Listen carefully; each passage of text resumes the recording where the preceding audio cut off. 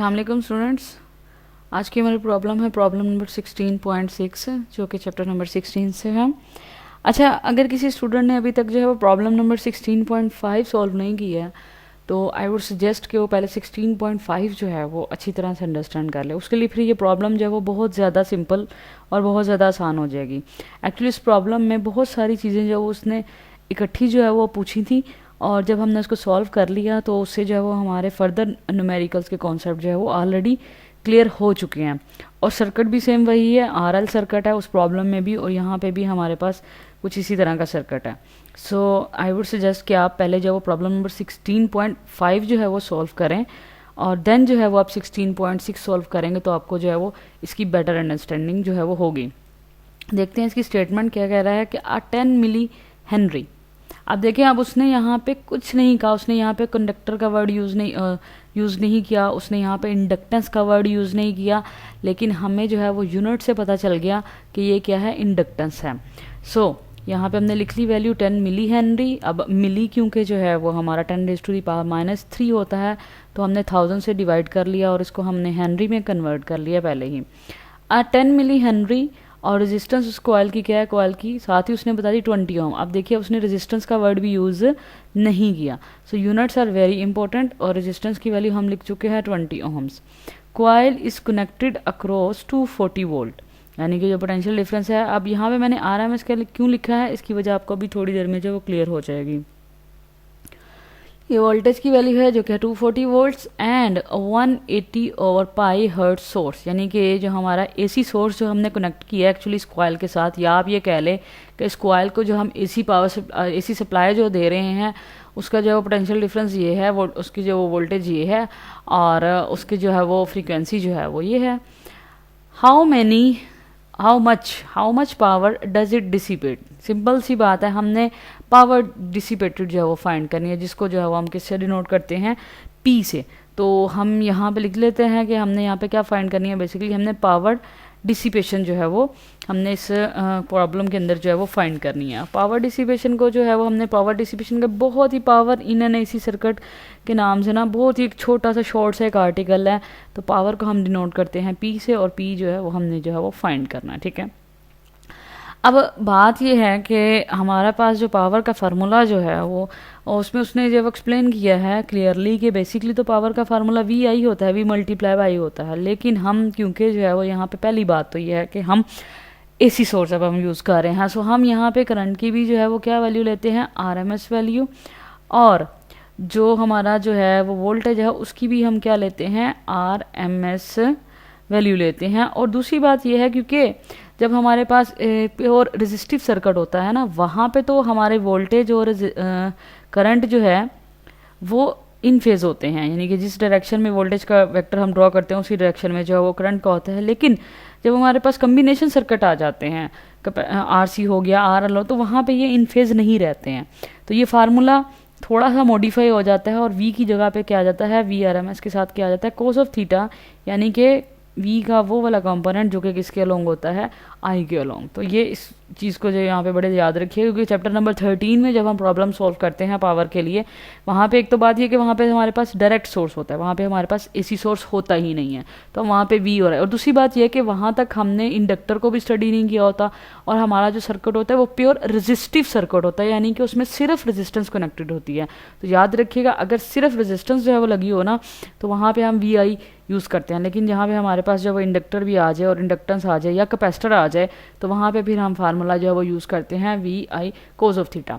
अब एक बात तो ये होगी। दूसरी बात कि मैंने यहाँ पे जब उसको VRMS क्यों लिखा, तो एक बात बड़ी इंपॉर्टेंट याद रखिएगा कि जो हमारा जो वोल्ट मीटर होता है या जो हमारी जो वैल्यूज़ रीड करने वाले मीटर होते हैं वो बेसिकली RMS वैल्यू ही रीड कर रहे होते हैं। इसीलिए जो है वो आप इसको जो है जो गिवन वैल्यू है आप इसको जो है वो RMS वैल्यू जो है उसकी जगह पे ये वैल्यू जो है वो यूज़ कर सकते हैं, यानी कि जो हमारी जो वोल्टेज सप्लाई है वो बेसिकली हमें क्या दे रही होती है, RMS वैल्यू। तो आई होप कि आपको ये बात ये भी क्लियर होगी।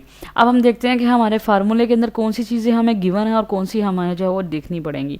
अब हमें IRMS गिवन नहीं है, सिर्फ हमारे पास VRMS, और दूसरी चीज़ हमारे पास ये जो थीटा है, और ये थीटा मैंने इसीलिए कहा कि प्रॉब्लम नंबर 16.5 पहले लाजमी देख लें, वहाँ पे मैंने बड़ी डिटेल में थीटा को डिस्कस किया है, क्योंकि वहाँ पे भी हमारे पास यही है आरएल सर्किट था कि थीटा बेसिकली क्या है, हमारे पास फेज डिफरेंस था, और ये भी हमें जो वो इस प्रॉब्लम में गिवन नहीं है। तो सबसे पहली बात ये है कि हमें I R M S find करना होगा और ये एंगल थीटा फाइंड करना होगा। अच्छा, लेट्स से कि हम इस इक्वेशन को दे देते हैं नाम, इक्वेशन नंबर 1 कह लें, चलें हम 1 ही कह लेते हैं, या ए कह लें, जो भी आपको जो है वो अच्छा लगे आप उसका नाम रख लें। अच्छा, अब पहली बात तो ये है कि अब मेरे पास जगह इस तरफ नहीं थी, इसलिए मैंने इस तरह से इसका नाम जो है वो रख दिया। आप लोग इस तरह से मत स्टाइल मारिएगा। अच्छा, अब हमारे पास आई आर एम एस के लिए तो वही हमारे पास सबसे पहली बात ये है कि अगर हम सबसे पहले आई आर एम एस के लिए देखें तो आई आर एम एस के लिए तो उसके लिए भी हमारे पास एक प्रॉब्लम है, और वो प्रॉब्लम हमारे पास ये कि कैसे आती है, वो प्रॉब्लम हमारे पास क्या आती है, वो प्रॉब्लम हमारे पास ऐसे आती है कि आई, अगेन वही बात आ जाती है कि आई जो है वो बाय फार्मूला क्या आएगा, v ओवर, इस केस में क्या आएगा, z आएगा। और यहाँ पे z कैसे आ गया, अगेन मैं बार बार रेफर कर रही हूँ 16.5, क्योंकि वहाँ पे मैंने एक्सप्लेन किया था कि जब हमारे पास जो है वो कम्बिनेशन सर्किट हो तो हमारे पास जो रेजिस्टेंस होती है वो सिंपल रेजिस्टेंस नहीं ली जाती है, बल्कि कंबाइंड इफेक्ट लिया जाता है। ठीक है। अच्छा, अब कंबाइंड इफेक्ट अगर हमने जो है वो देखना है तो अच्छा, एक बात तो ये है कि सबसे पहली बात ये है कि आर एम एस अगर आपने करंट की वैल्यू लेनी है तो इसका मतलब है आप वोल्टेज की भी कौन सी वैल्यू यूज़ करेंगे, आर एम एस। ठीक है। तो सबसे पहले जो है वो हमें क्या फाइंड करना होगा, हमें फाइंड करना होगा जी फाइंड करना होगा। ठीक है, हमें क्या फाइंड करना होगा, जी फाइंड करना होगा। तो वहाँ से हमारे पास आई आर एम एस आ जाएगा। तो जब हमारे पास आई आर एम एस आ जाएगा तो हम उसको जो क्वेश्चन नंबर 1 में जो है वो क्या कर देंगे, सब्स्टिट्यूट कर देते हैं। ठीक है।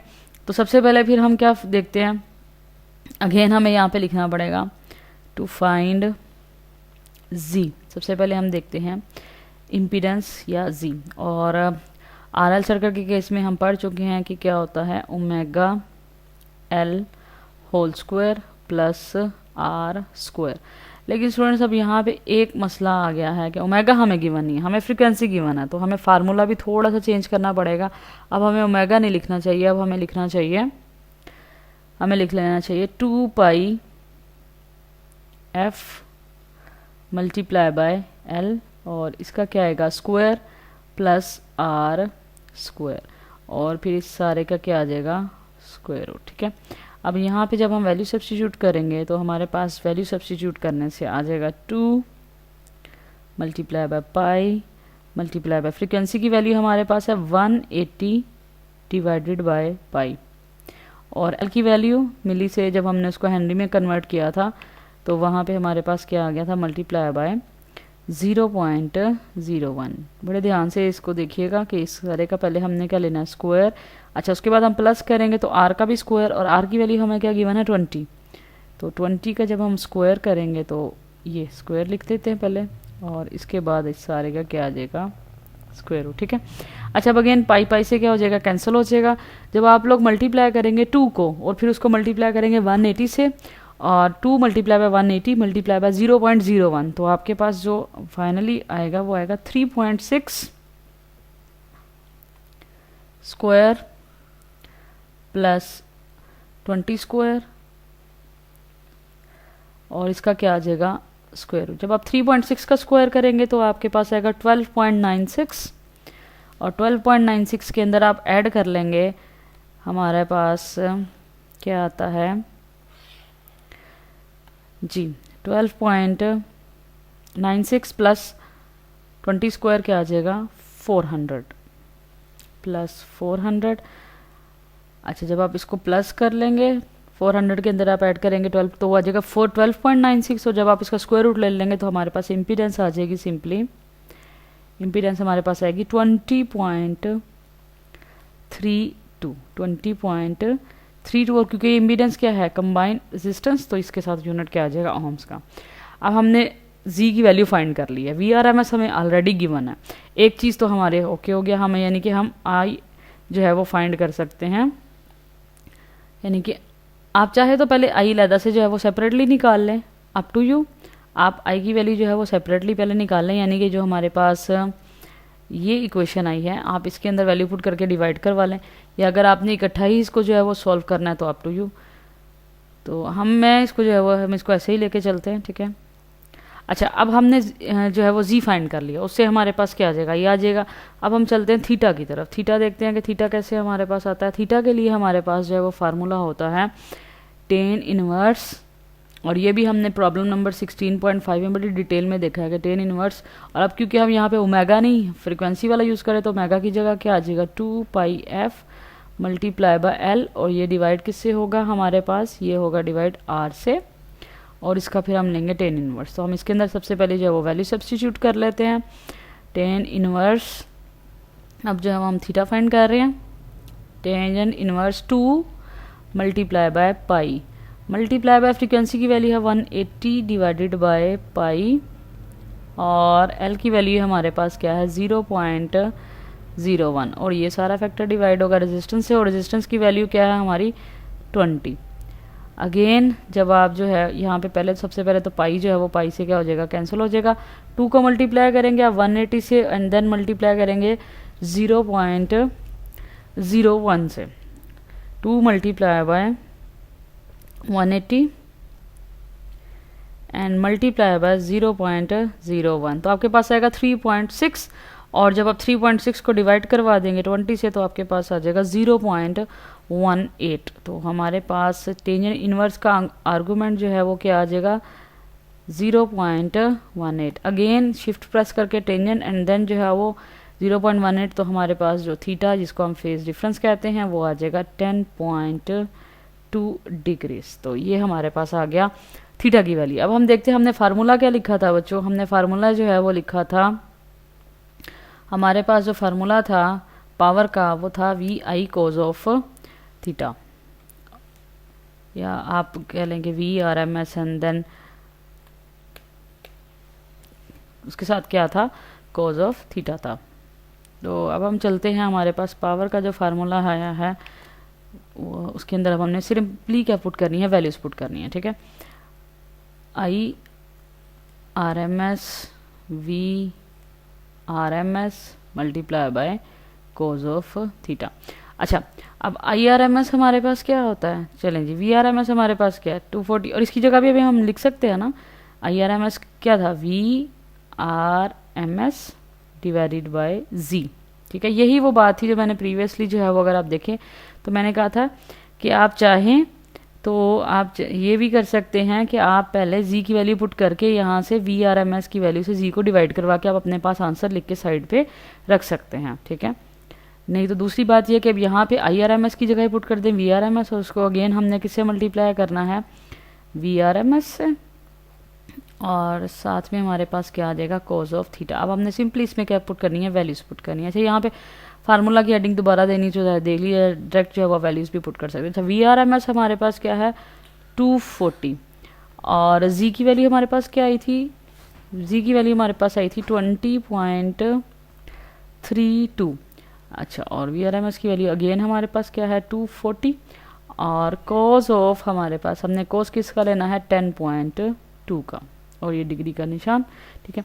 सबसे पहले जो है वो आप 240 को जो है वो चाहे तो आप डिवाइड करवा लीजिए किससे 20.32 से। तो 240 को जब आप डिवाइड करवाएंगे 20.32 से तो आपके पास आएगा 11.8। अब उस 11.8 को आप अगेन जो है जब आप मल्टीप्लाई करेंगे 240 से तो आपके पास आएगा 2834। चलें इसको लिख लेते हैं। एक्चुअली इसके अंदर आंसर के अंदर थोड़ी सी जो है ना वो गड़बड़ है, वो आपको जो है वो अभी थोड़ी देर में जो है वो आइडिया होगा इसका 2834.645, और अगर आप उसको राउंड ऑफ कर लें तो आपके पास आ जाएगा 65, एंड मल्टीप्लाई होगा किससे कोज ऑफ 10.2 डिग्री से, ठीक है। अब जब आप इसको कोज ऑफ 10.2 डिग्री से मल्टीप्लाई करेंगे तो आपके पास इसको आप मल्टीप्लाई करेंगे कोज ऑफ 10.2 से तो आपके पास आएगा 2789.8। क्या आंसर आएगा आपका पावर डिसिपेशन का 2789.8, और क्योंकि ये पावर है तो ये किस में आएगी ऑब्वियसली वाट्स के अंदर, और उसके लिए हम लिखते हैं W। तो ये हमारे पास आ गई पावर डिसिपेशन। अच्छा, अब इसका जो बुक में आंसर है ना वो क्वाइट जो है वो डिफरेंट है, और बिल्कुल भी जो है वो आंसर जो है वो एक्सपेक्टेड नहीं है।